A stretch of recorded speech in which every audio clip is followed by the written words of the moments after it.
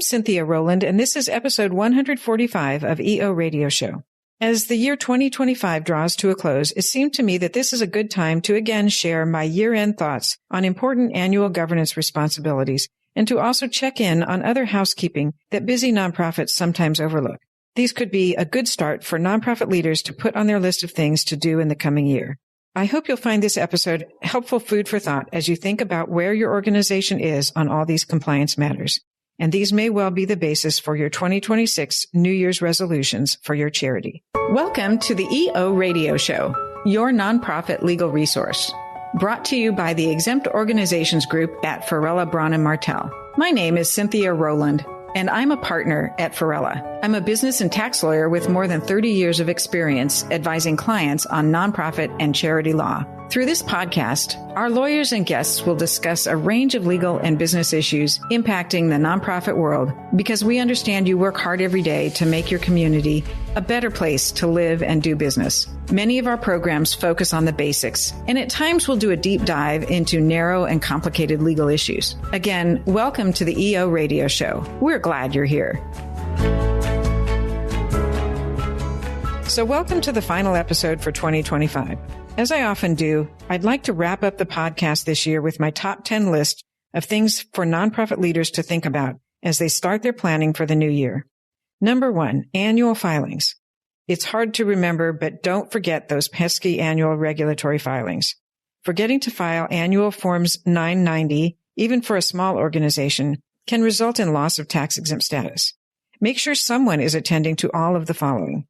And unless your organization is recognized by the IRS as a church, the Form 990 must be filed with the IRS by the 15th day of the 5th month following the close of the organization's tax year. Deadline can be extended for 6 months if an extension request is filed with the IRS before the first due date.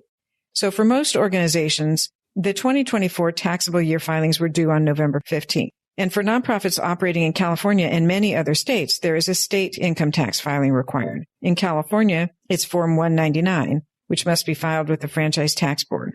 In addition, a state filing with the state attorneys general is required in many states. In California, that is Form RRF1, which is filed with the AG's office. Same time, the due date is the same date as the due date for the IRS Form 990. So this applies to most charitable organizations other than churches and schools in California, which are exempt from the requirement to file an RRF1. Organizations that are subject to the RRF1 filing requirement are also required to have an independent audit if their annual revenue exceeds $2 million. That's the California threshold. Some other states have lower thresholds for an annual audit. If your organization is operating in states other than California, be sure to check those states for an audit threshold that may apply to you. Another set of annual compliance forms to check on are the state entity registrations. For organizations doing business in California, this registration is the Form SI 100 that is filed with the Secretary of State. In California, the report is due every other year, and registered agent filings need to be renewed with the California Secretary of State as well. Also, these forms have to be updated before the biannual filing deadline if there have been changes in the officers of the organization. So be sure to check on that to make sure that your state filing is accurate. And of course, if your nonprofit is registered in other states, be sure to check the annual Secretary of State filings in those states where the organization is registered to do business to avoid late filing penalties. As a word to the wise, if you think there's been a misstep and something hasn't been timely filed, it's always easier to try to correct it sooner rather than when a real problem arises. So number 2 on my top 10 list, annual board meetings. Check your bylaws for specific requirements for board meetings. Sometimes they're annual, sometimes they're more frequent. Some bylaws are in fact very specific and may require monthly or quarterly meetings. If the organization hasn't held a formal meeting as required or hasn't held any meetings in 2025, get it scheduled soon.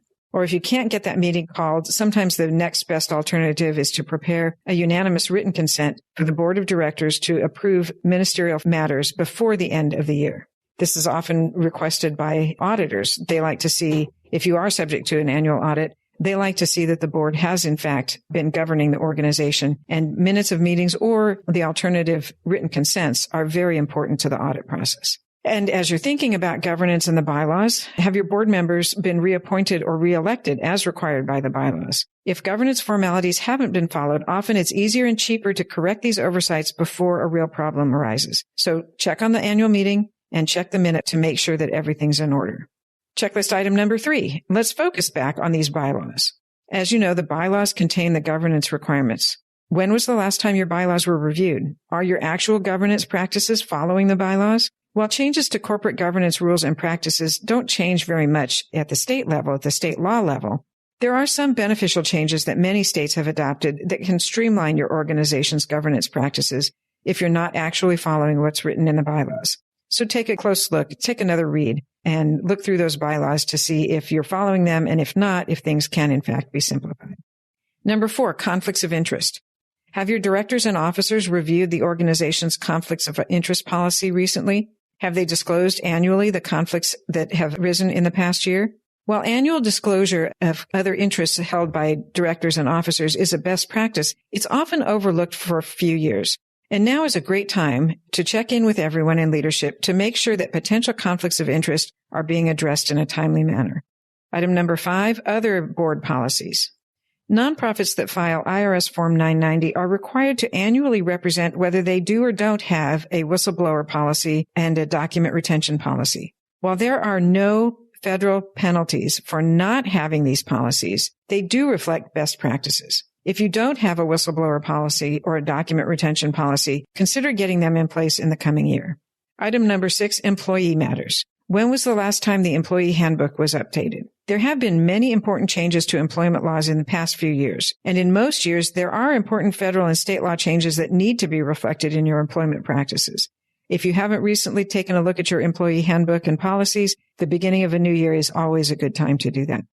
Number 7, other state regulatory requirements. Do you have operating programs in other states or even in other countries? Does the organization fundraise nationally, including through your website? You might want to check with the relevant regulatory agencies in those states where you operate or fundraise and make sure that your organization is registered if required, has applied for tax-exempt status in the states that have an income tax, and other matters that those states may require for charities that are operating there. Number 8, how's your website looking? Is your website content out of date? I'm always surprised as part of my regular due diligence on new clients and also on grantees of clients to look at the website and see if it's consistent with everything that's in the proposal. So this is a really good time of year to make sure that your website has relevant and accurate content for the start of the new year. Make sure the contact information and the lists of officers and directors are accurate. Speaking of websites, item number 9 on my list is review of privacy policies. Privacy policies need regular attention, and changes to state and federal laws should be incorporated into the website privacy policy page, along with changes that might be needed for the terms of use, if you've changed the way that you actually are using information that you collect from your website. I'll link to our most recent episodes on privacy policies in the show notes. So this brings me to item number 10, cybersecurity. Cybersecurity measures are a hot topic these days and are increasingly important. If that's an item you've been thinking about but just haven't yet addressed organization-wide, make that a New Year's resolution. We do have an episode slated to drop in early 2026 on this topic, so watch for that if you want the latest thoughts on information and cybersecurity. So that's all for this short episode. We'll be on vacation for the rest of 2025. So wrapping up for this year, I'm Cynthia Rowland, and you've been listening to EO Radio Show, your nonprofit legal resource brought to you by the Exempt Organizations Group at Varela, Braun & Martel. If you have suggestions for topics you would like for us to discuss, please email us at eoradioshow@fbm.com. That's eoradioshow@fbm.com. Happy New Year, happy holidays. Thank you for joining us. Until next time, make a difference.